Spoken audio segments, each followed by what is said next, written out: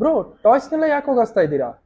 Bro, ಎಷ್ಟೇ toys ತಗೊಂಡ್ರು use ಇಲ್ಲ. ಅವಳು ಆಡೋದು ಪ್ಲಾಸ್ಟಿಕ್ ಟಾಯ್ಸ್ ಅಲ್ಲೇನೆ, ಅದಕ್ಕೆ ಏನ್ ಯೂಸು, ಬಿಸಾಕ್ದೆ.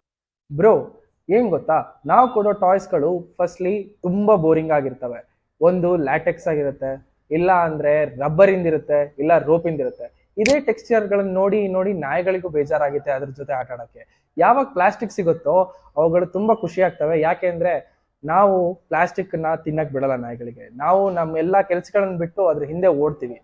ಯಾವಾಗ ಆ ಅಟೆನ್ಷನ್ ಸಿಗುತ್ತೋ ಬೇಸಿಕಲಿ ನಾಯಿಗಳಿಗೂ ಖುಷಿ ಆಗ್ತವೆ. ಅದಕ್ಕೋಸ್ಕರ ನಾನೇನ್ ಹೇಳ್ತೀನಿ ಅಂದ್ರೆ, ಆದಷ್ಟು ಇಂಟರಾಕ್ಟಿವ್ ಟಾಯ್ಸ್ಗಳನ್ನು ತಗೊಳ್ಳೋಣ. ಎಲ್ಲಾ ಟಾಯ್ಸ್ ಅನ್ನು ಒಂದೇ ಸತಿ ಕೊಡೋದು ಬೇಡ. ನಾವು ರೊಟೇಷನ್ ಮಾಡಿ ನಾವು ಪೆಟ್ಸ್ಗಳಿಗೆ ಟಾಯ್ಸ್ಗಳನ್ನ ನಾವು ಕೊಟ್ರೆ ಅವುಗಳಿಗೂ ಕೂಡ ಅದು ಇಷ್ಟ ಆಗುತ್ತೆ. ಡಿಫ್ರೆಂಟ್ ಡಿಫ್ರೆಂಟ್ ಟೆಕ್ಸ್ಚರ್ ಇದೆ ಅಂತ ಹೇಳ್ಬಿಟ್ಟು ಅವುಗಳು ಖುಷಿಯಿಂದ ಆಟ ಆಡ್ತವೆ.